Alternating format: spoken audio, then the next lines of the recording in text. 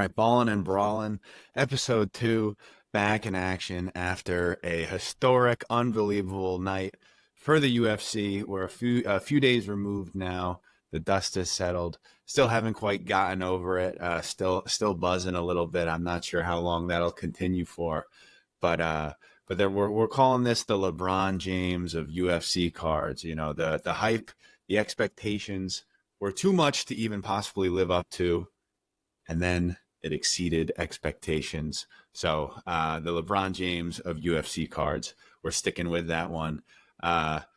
Justin, how are we feeling a few days removed from UFC 300? I know everyone, that seems to happen with us fight fans the next day. It's like, oh, that was the best card ever.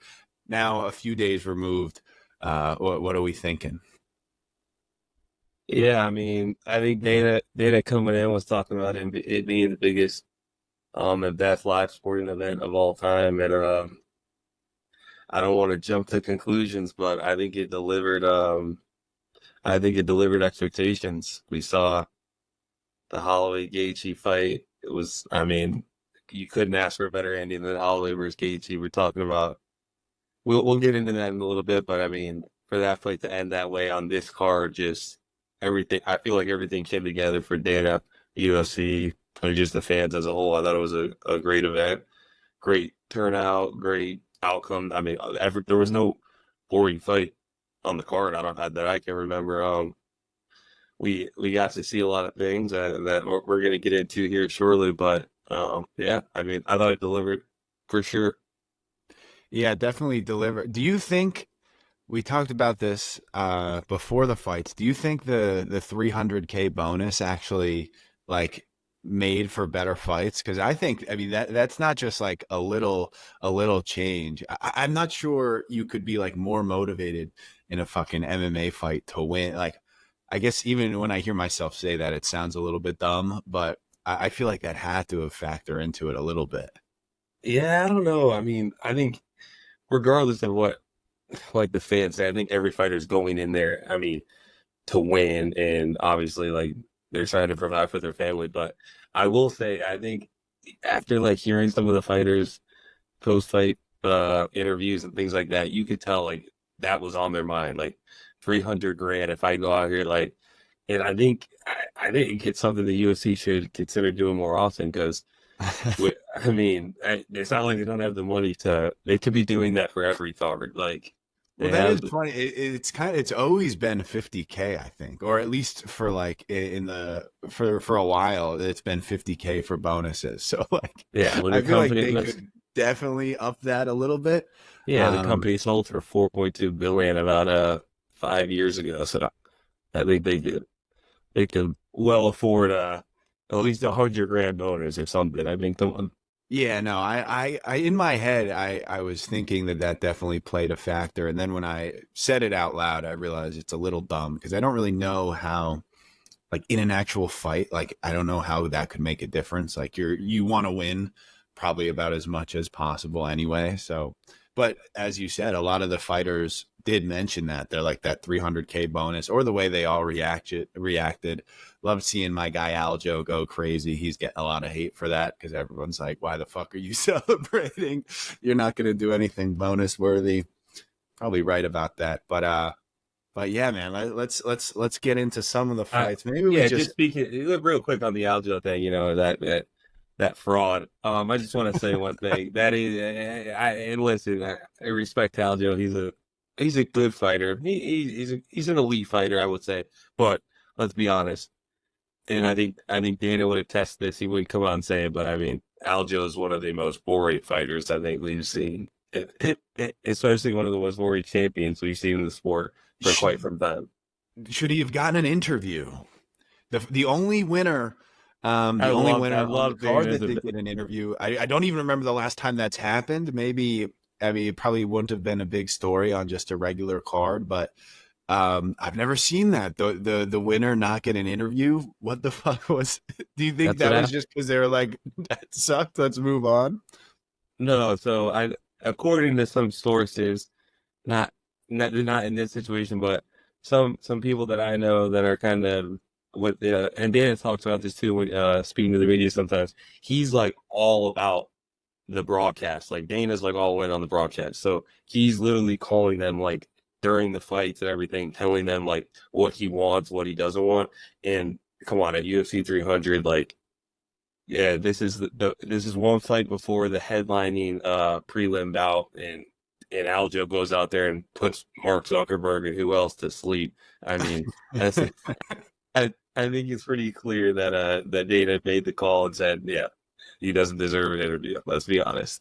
Yeah, because I think I saw that's what I saw, that like it just was about timing. And I didn't read the quote, but I know I saw Aljo quoted on what Dana had said about his performance. So I guess Dana maybe was complimentary. I got to look that up, but I Yeah, know. he said something along the lines of for Aljo to go in there and do what he did, a guy like Gator is like, well, but let's be honest, behind the scenes, UFC, they're not too big of fans of Aljo because he wasn't like a yes man during his championship reign. But come on, the guy's a former champion. His next fight, they just put him on the prelims, and I know there was champions on this, but come on, I would love to see what Aljo made for that fight. I'd call less than 250,000. I guarantee it. Let's say like 80 and 80. Yeah. What else did you expect from that fight though? Like I don't know like what more you can expect, especially coming off his last fight. Like you're moving up a weight class against a pure striker, a great boxer. Like what are you going to do? Fucking stand and trade with him? Like obviously that's his style. That's who he is. We know that's who he is.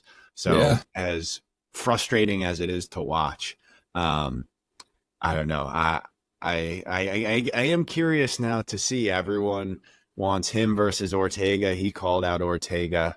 Is that the fight to make at 45? No, I see. Although it's a good fight they could make, I see the UFC going and they're gonna give him a hard fight. Like, not that Ortega wouldn't be a hard fight for him, but they're like Masvidal, Evolov, or No Volkanovski. way. That yeah, I guarantee you, it's one of those two for his next fight. That's up. They don't want Aljo to keep winning, bro. He's not a. Wait, He's not. you said him or Ortega? Yeah. Yeah. No. Masvidal or Volkanovski for Aljo's next fight. Oh, dude, they're not going to give him both. No way. Why He not? literally Number one said contender after fight. Shoddy or O'Malley in the summer, he was like, "Holy fuck! If O'Malley just did that to me, Volk would smash me." So I don't think he's gonna turn around and take that fight. But I'm I saying guess we. why wouldn't they like? It's a. I think Volk wins the fight, no problem. But I'm saying like number one contender fight, like why not? Or they put him in against Masvidal, two guys that are kind of boring fighters, and they eliminate one, just like they wanted to do with him versus Marab. Not the Kill most one entertaining off. fighters, but they Yeah, that's what the UFC tends to do. They want strikers as champions. They prefer strikers as champions for the yeah, most part. 100%. I mean, I think we saw with his run at bantamweight, like how badly they did him with that quick turnaround against Yeah, O'Malley. That I mean, yeah, looking back, it is a little bit ridiculous that that was a guy who people were saying was the division's GOAT, a guy who defended the belt what 3 times. And then they're like, yeah, and when O'Malley was just sitting waiting, it was like O'Malley was already the champ because the O'Malley knew winner about the of date of the Cejudo. fight, like before Aljo even stepped in against Cejudo. O'Malley knew that he was fighting on this date. Like they had it planned for. They wanted. Come on, we O'Malley can't. hadn't fought in like a year. So O'Malley Yeah, was like already the champ because it was like the winner of that fight fights O'Malley. So yeah, he's kind of the champ in that situation. And 3 months yeah, later, three literally, months later, after yeah. going 5 rounds with Cejudo, they basically just like made him, I don't know. But I guess that maybe plays into your strategy a little bit now that he has moved up. You maybe aren't taking the same chances that you would have had you not gotten knocked unconscious a couple months ago.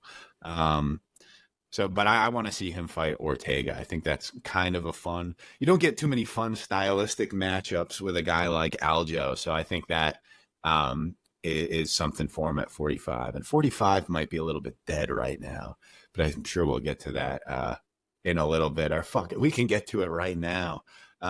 Let's just move on to the coolest moment of the night, one of the greatest moments in the history of the sport. Another thing that it's like, if the next day everyone's saying that, but now a few days later, I think it's very clear that that'll live on in UFC lore for eternity. One of the coolest things I've ever seen in sports. Greatest knockout ever. I don't think you could script a better, like, people are talking about where it ranks. Leon head kick always comes up, which for a championship, I think that makes that moment a little bit more special. But like, in the sport of mixed martial arts, what could you even script cooler than a guy with 10 seconds left saying, "Let's fucking go. Meet me in the middle and I'll give you one shot. Let's figure it out." The guy who was winning the fight, the guy who had already done that multiple times before, like him just doing that, even if nothing happens after, if he just points down, they swing, stand and trade, like, and then the fight just ends, that would already be an all-time moment. The Llamas moment that from however long ago is already an all-timer. So the fact that he does that while winning and then he knocks him out in the most spectacular fashion ever.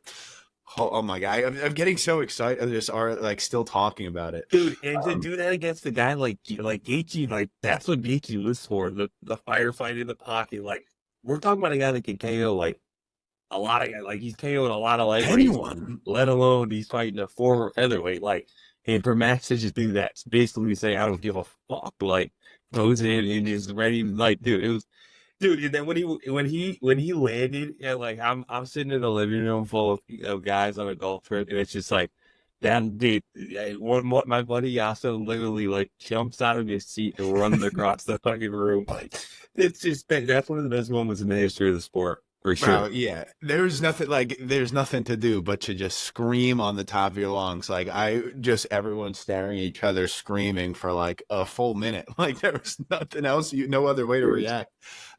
Or an even better way to react. DC started crying. I don't know if you saw the video of the broadcast booth. Like, he literally started crying. That almost made me like, what a fucking cool sport. Like, what a night that was, and what a moment for Max Holloway. But as you said, there's no one else that you would, or no one worse to do that with than Gaethje, especially where we were in the fight. Holloway had already secured a win. So to give that guy, Justin Gaethje, the hardest hitter at 55, to give him a puncher's chance, and then actually and then finish it like that, just unbelievable. But for the 24 minutes and 50 seconds before that fight, I think now people are almost forgetting about, just because of how spectacular the finish was, and rightfully so, right? Like, that was clearly the moment of the night. But holy shit, I mean, is this like the 8th time in his career that we're going to be like, is this the best version of Max Holloway? Was he always a lightweight this whole time? But rightfully so. I mean, has he ever looked better? That, like, Dude, just I was just talking about this to somebody yesterday, and I said like first off, Max has been in the sport so long, like, but if you look at his age, he's still young. Like, he's 32 years old. 32 is like your prime years, I would say, in the fight game, and like that's where he's at right now. And it's just like, even you look back at, all right, when he lost to Volkanovski, right? He comes back in that rematch, and I feel like he just added things to his game. He added, dude, when Max became champ, he wasn't throwing like just like rarely any kicks at all. He's added kicks to his game. He comes out in the second Volkanovski fight, lands a head kick that almost puts Volkanovski to sleep. Like, Saved by the bell. he's adding things to his game, and like just evolving and evolving. And like his body, I felt like his body looked different. Like, not that he put on a crazy amount of mass, but he looked better, a little bit less flabbier than he did when you and I watched him fight Poirier at lightweight years back. But that's the things I took away the most. One is he keeps adding to his game, like the spinning kick, these head kicks. Like, he's not just a boxer anymore. Like, when he won the title, he was just a boxer pretty much. Like, and then you look at it from Gaethje's side, it's just like, dude, for me, it's like when Gaethje goes out and gets clipped early in a fight, it's like kind of over for him. Like, I thought this was going to be a fight that he would fight like he has been, like technically, but like the attack the legs, throw the combinations, not the combinations, but the hard shots in like when they presented themselves. But he got rocked early by Max. Like Max clipped him. I'm not even talking about the spinning kick at the end of the first round. Max clipped him early He in already like hurt him, yeah. yeah, and after the move, when Gaethje gets really, it's just like he's a second behind on all the exchanges and everything for the rest of the fight. Like, and I Yeah. think that's what we saw that the other night. What did you So, think? yeah, I think clearly he was very gun shy the whole time. I know a couple years ago, I think it was after Tony when he made a big fuss about like his nose issues and his breathing problems when he said he was going to go finally get it fixed. I might be talking out of my ass a little bit because I don't remember if he actually got it fixed, but he was just saying how like, oh, I'm glad I broke it finally again, so I could actually fix it. So I don't remember if he actually did, but he definitely broke it on Saturday with that one, the one spinning kick at the end of the first. But I mean, we look at these guys as like a different species and that they could kind of just walk through everything. Getting your nose shattered and then having to fight Max Holloway for 20 minutes, like, is not easy. So for us to be like, what's wrong with Gaethje? Like, Gaethje looked a little shy. It's like, well, he couldn't breathe. So, like Yeah, I'm sure that was a big factor of it. On that note, though, that spinning kick, I mean, we could talk about this all day. The fact that Max, that wasn't an in-fight adjustment. That was something they definitely had prepared going into it. I just saw a cut up on Twitter of all, because he landed that. I mean, that one broke his nose, but he I kept think he was landing six that. for six That landing weird that. Gaethje thing where he puts his head forward before rolling, usually into an overhand right. Because it's always up when they're in close. I don't know how nobody's figured out like how to touch him when he comes in like that. But to do it in that way with a spinning kick with that accuracy every time Gaethje ducked, Holloway threw that. He knew exactly where he was going to be. It was unbelievable. And the fact that Gaethje, I mean, clearly that's just something Gaethje can't change because he kept getting hit with it and he couldn't stop doing it. Oh my goodness, man! Just what a Dude, they master just class kept landing too every time Gaethje would duck down. every Boom, time. boom.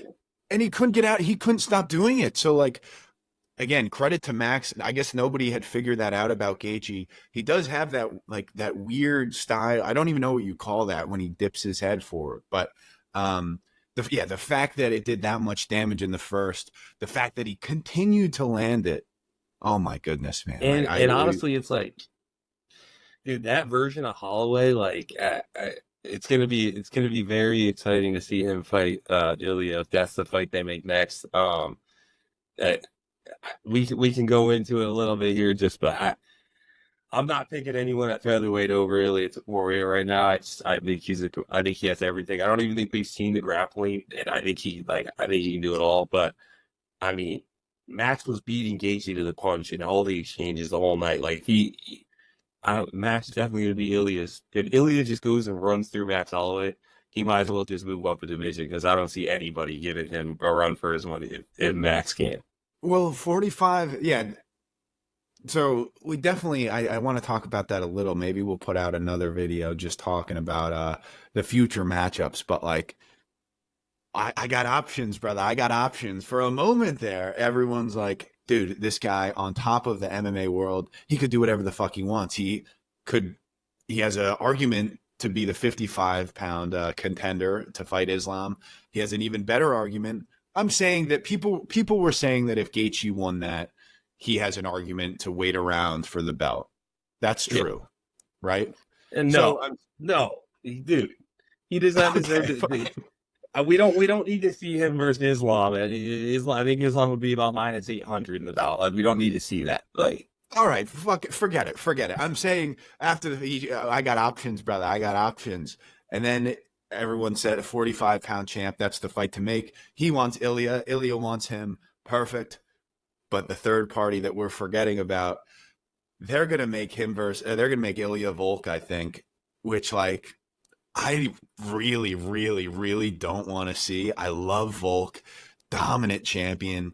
And at the end of the day, he does have, a right to get that rematch when you defended that belt that many times. Even though because his losses, he moved up. the guy's lost 3 of 4. He's gotten knocked out twice. What, like 4 months? He fought in October and then February, right? So I don't even see how this is a conversation. How do you not give that shot to Max Holloway right now? Like, I understand that Volk is deserving of a rematch, and if you give it to Max, Is he though, bro? Like, dude, the guy, yes, I know he went up in weight, but bro, he's lost 3 of his last 4. I love Volk. Lost 3 of his last 4. In his last 2, he didn't just lose, bro. He was flatline KO'd in the first round and the second round. Like, that's it, bro. I don't, unless you're John Jones, like, okay, yes, if Volk just stayed at featherweight and he got clipped by Ilia in that second round, sure, yes, bro, he, like, what are we talking about here? I don't see how that's the way to go. I'm telling you, I don't. I think the UFC will end up going with Holloway versus Topuria, and I see Volt versus him like a Masvar or Aljo. I'm telling you, dude. I think this is. But imagine if you're Volk, dude. You beat Max 3 times. There's no chance they can make that fight again. He beat Max so bad the third time. It's never. They should never make the fight again. 100% agree. 100% agree. I'm saying if you're Volkanovski, you defended the belt however many times, like you think you're deserving of another crack at it, and then if they gave it to Max, who you beat 3 times, you are not going to be happy about that. And then if they, I'm just laughing. All due respect to Aljo, I just think that's like the funniest possible scenario if you just end up fighting Aljo. Remember, Aljo couldn't stop talking in the summer. He was going to win, and then he was fighting Volk, and he was going to give him the big challenge. And then he essentially bent the knee and was like, fuck, I don't want any of Volk. If those two end up fighting on like a fight night in fucking, I don't even know where, like that would be, I mean, this sport fucking changes fast, man. And you got to, but that's the big thing to talk about is how fast the sport changes, bro. How fast everything, like, dude, I mean, look at Alex Pereira in 2 years. I mean, the sport changes like that, bro. That's the cool thing about the UFC and MMA. Just, oh, we're talking about one night can change the outlook of the division real quick.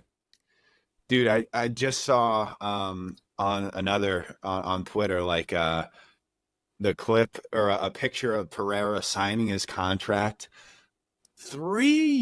under 3 years ago. Under 3 years ago. And guess what the caption was?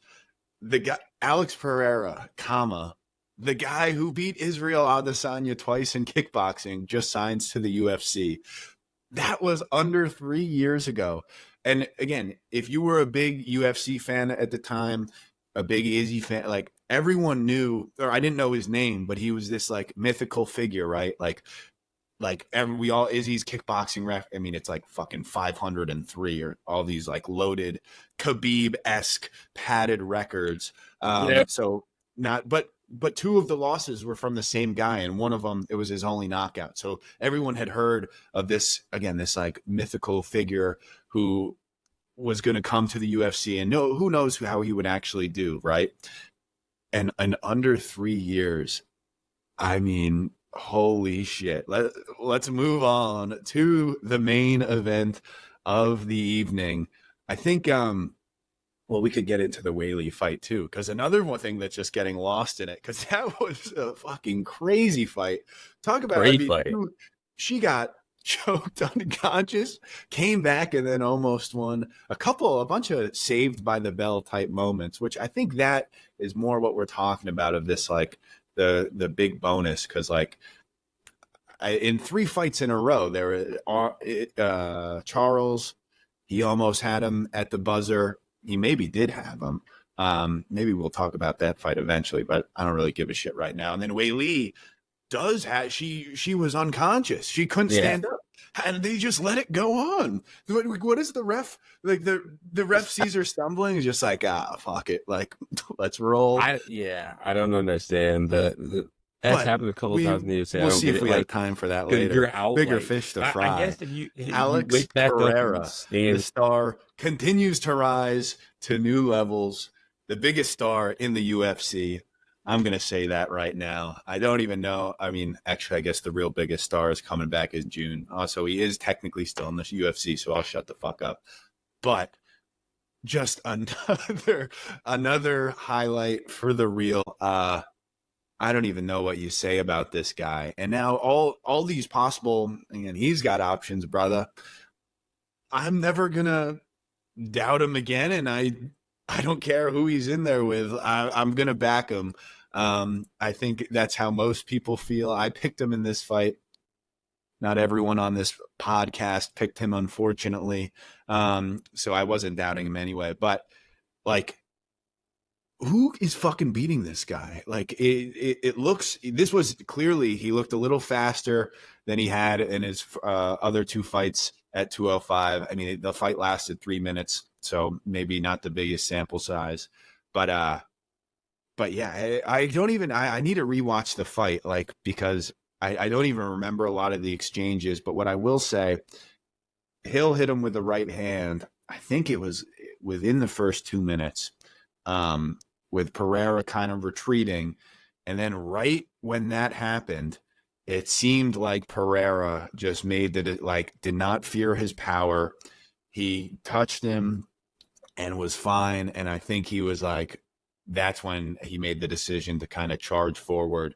And the fight stopped pretty soon after. But yeah, what did you think of the very short fight? What do you think of Pereira? What do we do with him now? Is he the triple champ? Yeah, so I mean, first off, obviously great performance by Alex. Went out there, starts them all. I mean, I was sitting down with some buddies watching. I just feel honestly this type of fight, the first like true exchange these guys have, somebody could be out, like, and that's pretty much what happened. Say that on the pod next time, brother. You got a prediction like that? Put it on the pod. I know I need to have a prediction like you did with Max. Get it to you. It's pretty good. But yeah, I thought he looked good. I mean, again, this will be the same story here. If guys are just gonna go out there and kickbox with Alex Pereira and don't mix in anything else, you're gonna get flatlined. Like that's just the reality of it. And we continue to see these guys. Not that Jamal Hill is like a world-class wrestler, this and that, but we continue to see these guys go in there and fight Alex exactly where he's best at and where he wants to fight at. Like, I just don't like you look at a guy like Jan Blachowicz, who we both thought he beat Alex in his 205 debut, a guy who really can't even wrestle, but he just he mixed it in a little bit, and the fight was we thought he beat Alex. We both said that. It's like you saw Izzy take the guy down and control him, actually with all due, like literally, like, I mean, it's just, I don't get why these guys continue to fight him this way, and we're going to continue to see him win if guys do. But like, as far as what's in his future, and one other thing I want to know, we talked about the speed and things of him. One thing I did see was that him pulling a little boxing out of the old boxing trick, stepping on the foot of Hill while he threw the hook to not allow Hill out of the pocket, which is crazy. That's next level stuff. But I mean, not taking away from Alex's performance, he did exactly what he wanted to do in there. But dude, let's be honest, Hill looked a little bit on the chunkier side. Not that his physique has ever no, he's been. usually fucking ripped up, dude. He's usually got an 8-pack. What are we talking about? No, he's not. He's not an 8-pack guy. But let's not act like Hill. Let's not act like Hill wasn't on the chunkier side. He's a 6-pack of Bush Light guy. Yeah, he did look chunky, but he's always chunky. He looked like an 8-pack with some fucking Bojangles in there as well. Like, all right, let's be honest. But that's who he is, dude. It's who he is, but I'm saying coming off the injury, I felt like he did look a little even bigger than he normally does, is all I'm saying. Fair. But yeah, I mean, I think it's going to be interesting to see what they do with Alex. They talked that maybe Ankalaev or Jiri. Again, Yuri's going to go in there, probably going to fight out. The thing with Jiri is Jiri can actually go in there and give Alex a run for his money on the feet, because he's also a former kickboxer. Whereas I think it'd be kind of interesting to see a guy like Ankalaev fight Alex, because I think Ankalaev could easily take him down and control him. But again, is he going to do that? You never know what these guys are going to do, because a lot of them have had the chance to do it and they just they want to stand, play the game with Alex, and we see how that goes for him. So, be interesting to see where the UFC goes with him. Triple champ status, like as far as holding three belts, right now with that, I think Aspinall would absolutely run through him. I think he could. We've seen Aspinall just literally sprint through and double leg heavyweights like it's no problem. Like, so I don't think that would be a good matchup for him. But hey, you're not going to see me out here doubting Alex Pereira any longer with what he's done in the sport. Although I will say all it takes is a little bit of wrestling, and this guy's done for. He has no wrestling game. I don't care what he trains. He's got no base, no wrestling game, but he's an elite striker. He continues to win, and you can't take that away from him. Actually, a black belt. I don't know if Yeah, someone didn't watch a the black fight, belt, so a black belt. he got his black belt, so Yeah, he a is a black belt wrestler. in So you KOs, can and also retire a that black belt in BJJ false doesn't. Hey, narrative. buddy, just a little note: a black belt in BJJ doesn't mean you can wrestle. Charles Oliveira is a black belt. We've seen it. We've seen Islam and Oof. Arm and ragdoll that guy. All right. Oof. Well, I mean, I don't know how that's your response. I mean, it's funny that he flatlines someone with a left hook and gets a belt, regardless of whether the belt means anything. I mean, I think it's a hilarious bit. I'm pretty sure that they've done that before. Like, Yeah, I think they're Phil giving. I Clue. think they're kind of rewarding him for the KOs. I don't think it's like an actual Yeah, it's BJJ black belt. hysterical. It's hysterical. And then I I saw think. it was like Dana didn't wrap the belt around him. Respect for the black belt. It's like if you're in the BJJ, I'm not a respected BJJ guy, but like I would be pissed. I'd be like, he shouldn't even have that. It was a left hook. But what I will say, I don't think. Well, you mentioned earlier the UFC. It's kind of this like negative feedback loop. You mentioned the UFC wants strikers. They want guys who are going to stand and bang.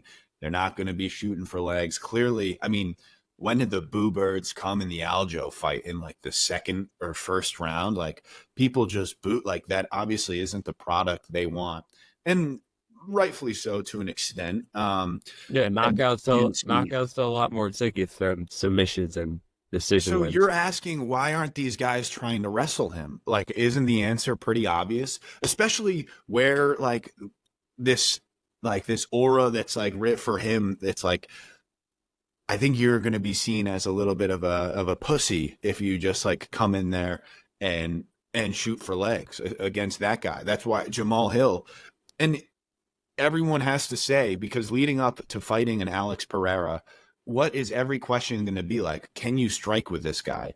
MMA journalism stinks, and they probably will be word for word that question. But But like, bro, hold on, you're talking about Jamal Hill. Jamal Hill, the same guy. Like Jamal Hill's showing the immaturity. Like he's sitting there getting ready for the biggest fight of his life at UFC 300, and he's worried about catching the arrow that Alex Pereira is shooting at him in the walkout. Like, yeah, let's focus on the fight. Like that stuff doesn't matter, bro. And then no, leading up to the fight, he's like, "Oh, I'm coming off a year layoff. I'm not gonna use any wrestling. I'm gonna go in here and spurt this guy." It's like, dude, what are you doing? Like, I don't understand like, what are you trying to prove? You're going in there to win the fight, and like we talk about the UFC wanting strikers. Yeah, that's why the UFC makes like that's why there's matchmakers. That's why this company is where it is. They're obviously going to build. They want the strikers. Well, they can't always do that. Like, but I mean, they're going to put certain guys in positions to be successful. so what if that fight goes 5 rounds? Jamal Hill 50-45s him, like just let 50-44s him with a 10-8 because he throws two elbows from the top. If that happens, like what's the conversation going on this week? It's Jamal Hill's a bum. He shouldn't have won that fight. Like I feel like you have to understand why this stuff happens. Well, one quick note on These the guys Bo are getting thing. paid. Did you see the Minimums to Jamal begin with. Hill's face during the face off? Like I thought it was fake. He literally looks like he just shit himself. And I know Pereira, I mean, you can't blame the guy if that is what happened. I would do the same if I was face to face with Pereira. I mean, Pereira's face during those is fine. We'll clip that, put that in. But Pereira's like that stone cold face that he makes. You know, the when him versus Jiri, Oh yeah. stared at, like it's like nothing I've ever seen before in my life. But And Jamal Hill clearly falls into that category as well because he looked like he just saw a ghost. It was pretty telling where that fight was going to go after the face-off. But I agree. I think you got to do whatever you can to win the fight. You said that Hill was saying, "Oh, I'm going to knock him out on the feet," yada yada yada. Well, his next dance partner has already said the same thing. Magomed Ankalaev has already come out and said, like, I don't need my wrestling. I'm knocking this guy out. Ankalaev is a good striker in his own right and such an odd character. He's been in like number one contender purgatory for like 2 years now. The guy fought for the belt and he didn't lose. And most people, pretty much everyone thought he won. I don't think it was as crazy a scorecard as people made it out to be when he fought Jan Blachowicz like a year and a half ago for the vacant strap. Regardless, he loses. It's funny with these guys that nobody likes or nobody cares about, like a Bilal Muhammad, disrespectfully, that like even if they're the rightful contender, like nobody gives a shit. Like Ankalaev, everyone thinks he won the belt. Everyone thinks he beat Jan, and then they're okay with him just like fighting Johnny Walker. Like nobody cares. So I think that's where like this whole that's where the entertainment side of it comes in, right? Because like what we're saying with the people like the fun styles and the striking, not the wrestlers, and like we're seeing those two guys are great. Bilal's the best example of that. The guy's been the number one contender forever. And let's be honest, he deserves a shot at the belt, and the same for Ankalaev. It's like, well, nobody cares. Like if he was like a guy that everyone liked, people would be for both those guys. Everyone would say like they deserve it. They're next in line, and then the UFC would make that fight because they make the fights that people want to see. But nobody cares, and nobody wants to see that fight. And what's the line? Let's play Vegas right now. What's the line for Ankalaev versus Alex Pereira? I'd say Pereira -1. I don't know. I think it's going to be closer than that. If we saw, so you think that he would be a bigger favorite than he was against Hill? Well, I don't think no. I think Ankalaev has a much better chance, but I think Vegas now there's this horror around Alex as if he's this dominant champion, like you know what I mean? I think a lot of people see him as not invincible, but like a guy that could be a long reigning champion. And so you got to play that into factor when you're talking about us, because Vegas, they know they're going to get action on Alex Ferrer. So it'll be interesting to see where those odds are. If Ankalaev wrestles, I think it's in. The thing is we saw him wrestle in the Blachowicz fight, and Dana just called Jamal Hill and said, "Hey, you want to fight for the title? Because I'm not giving it to Ankalaev." Like, so it's like if Ankalaev wants to, he goes out there, he no problem takes Alex Ferrer out and wins this fight. Well, like you said, he went. Dana already hit him with the Aljo treatment. So I think you're gonna see if Ankalaev wants to go out there and treat. I mean, we know how that probably ends up, but Ankalaev also is he's truly experienced the Aljo treatment from Dana, so I don't know if we're gonna see him go out there and wrestle anymore. Yeah, do you remember that was one of like the more bizarre events for the UFC. Like it was a decent fight, but like Jan probably wins the first 3 rounds, and then Ankalaev. Remember those leg kicks? Like Ankalaev was getting stunned with leg kicks, like he was hobbling. I don't know how he made it out of that fight. I don't know how he won the later rounds of that fight.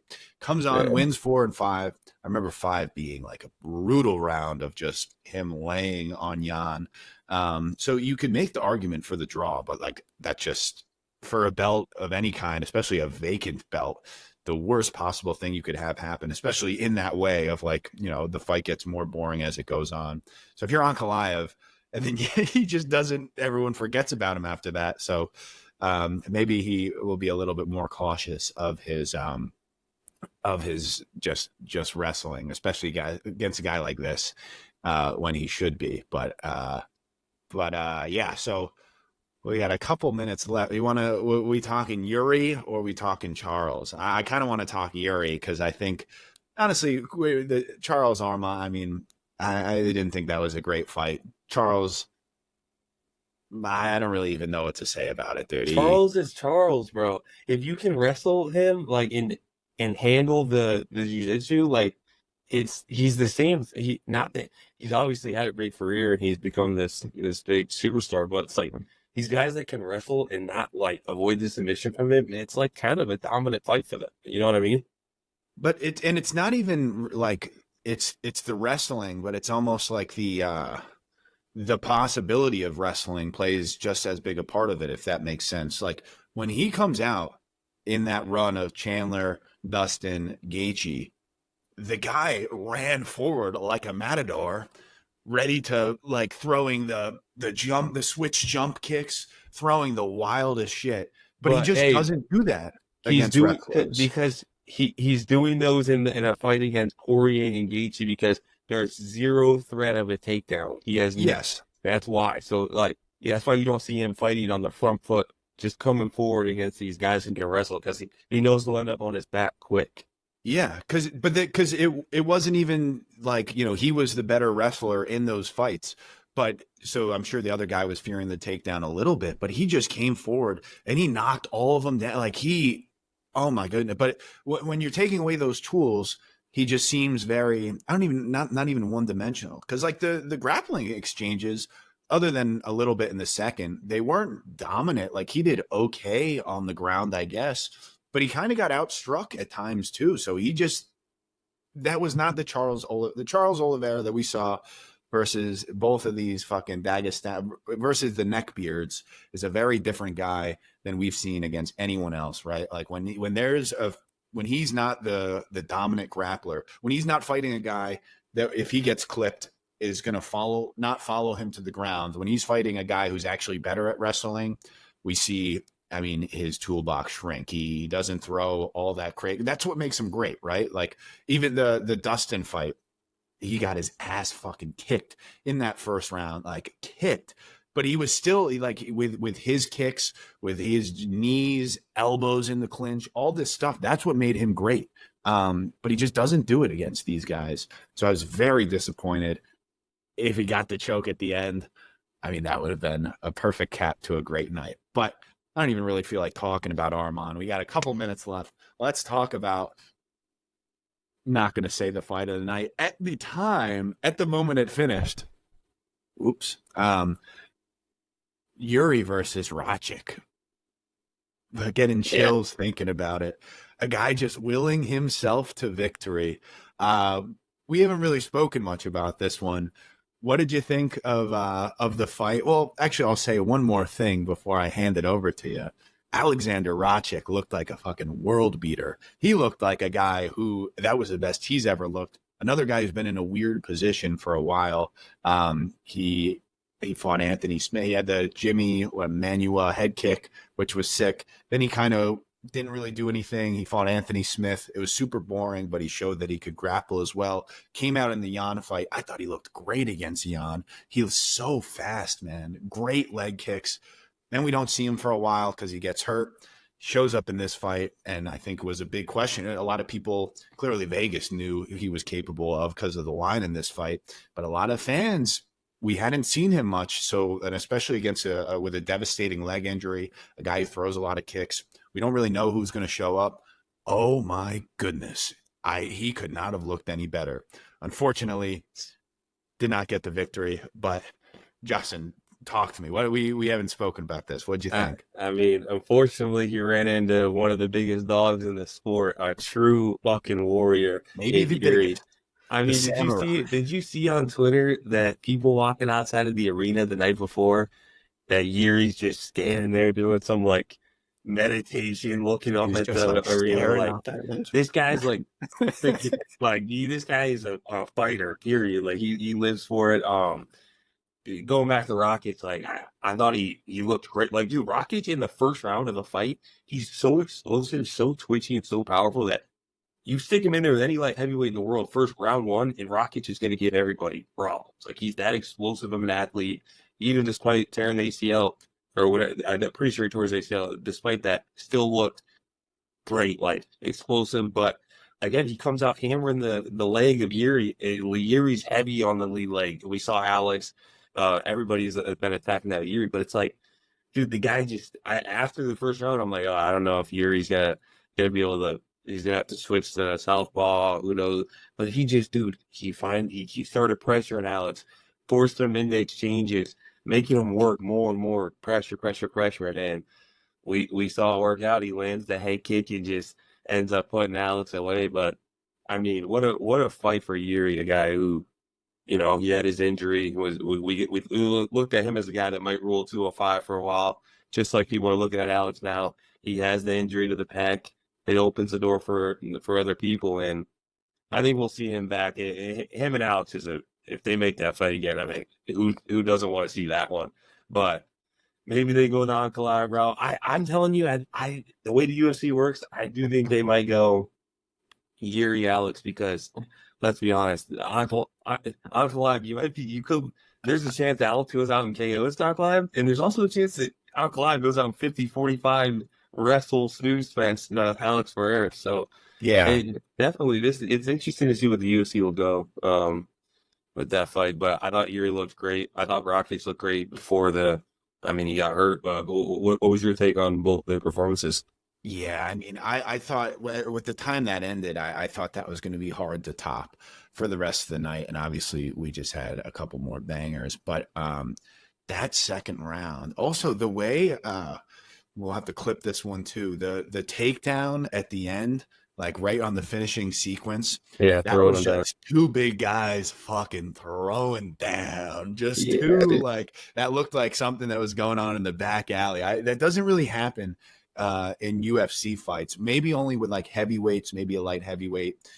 You get what I'm saying? Where he was kind of like falling and Yuri like tackled him. It wasn't a takedown. It was kind of like like just threw him to the ground and then got on top and closed the show. But man, as I said, I almost can't get over Rachik's performance. I've always liked him. I've always thought he was kind of a dark horse in that division. Been saying it for years. We could clip this one as well, but I I cannot believe how good he looked, and I don't think he was gassing out. I think he just ran into the motherfucker of motherfucker. Like I don't think Yuri was losing that fight. And I don't think many people have the ability like Yuri to just decide. Like you can see how mad he gets. Like it's almost like when you hurt him, you piss him off more and he turns into this whole other thing. Like that lead leg was shot. Maybe at some point this guy's going to learn how to check a leg kick yeah. because I the don't think same he exact thing cares. happened against Alex,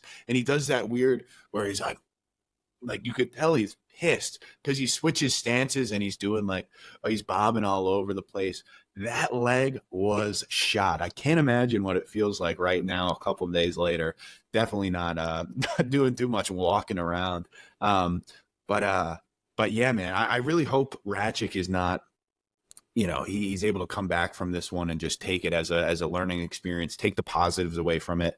Because I think light heavyweight is more interesting than people make it out to be. And I think he's a guy who will be a player in the division for a long time. But shout out to my boy, the samurai, the ultimate warrior, Jiri Prochazka.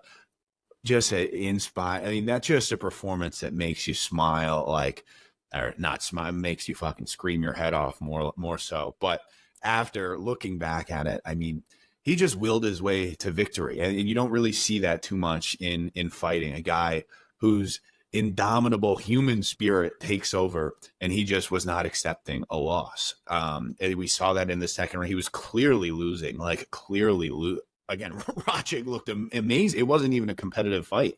Rachik was way faster. He was beating him to the punch every time. He was piecing him up with his legs, with his punches. And then Yuri just decided, I'm winning this fight, and just charged at him. And I mean, it was scary. Talk about a guy. We're talking about Pereira marching forward. Talk about a guy you don't want fucking running at you. Jiri Prochazka is a scary, scary fella.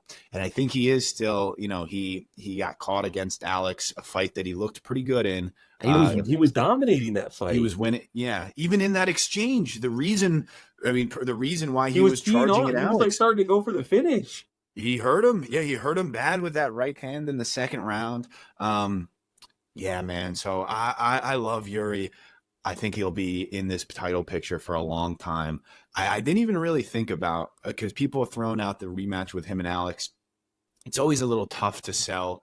Or actually, that fight is not tough to sell at all, especially after Saturday. But when a guy loses to the champ, he goes wins one more fight. I always feel like it seems like you need two to get that rematch. But when the alternative is Ankalaev, just let Jiri fight for the belt. Again, I think Ankalaev, it makes sense. You can't really hate that. But I can't even imagine wherever that fight is, whenever it is, we're a minute or two in, and Ankalaev just starts shooting, and it'll be like where he's hugging up against the cage, and I can see it already. Like then everyone's booing. I can see Pereira. He plays to the crowd sometimes, like kind of hyping up the boos, and like then we just see that for another 20 minutes. Nobody wants to see that, Dana. Nobody cares about Ankalaev. It's you have like such a great power. Like you've screwed wrestlers and these boring guys before. It's like it's such a great opportunity to do that when nobody cares about Ankalaev. Again, all due respect to the guy, but like just make Jiri versus Alex again. I didn't even think I was going to go that way because Ankalaev certainly you could argue deserves it, but yeah, I would love to see Jiri and Alex again. I'm sure I think they could fight 50 times and it would be, or I think the saying would be 100 times and it would be 50-50. But yeah, I would love to see that one. One thing I just want to throw out here before we hop off is should we talk about the elephant in the room? The highly touted prospect looking very, very questionable in a fight as the biggest favorite in the sport. I just want to throw that out there. I think I see. I think I already saw enough. I know Dude. listen. I know he's young, and I know he's gonna have time. And trust me, from what it looks like, the UFC's gonna give the guy 10 years until they stick him in there with someone that we even know the name of. But I think we saw why they're being so slow with Bo Nickal. I mean, the guy, let's call it straight straight. Marvin Vittori's took a 30-20-70 Bo Nickal right today. It's cut by habit. Marvin Vittori wins that fight 3-0.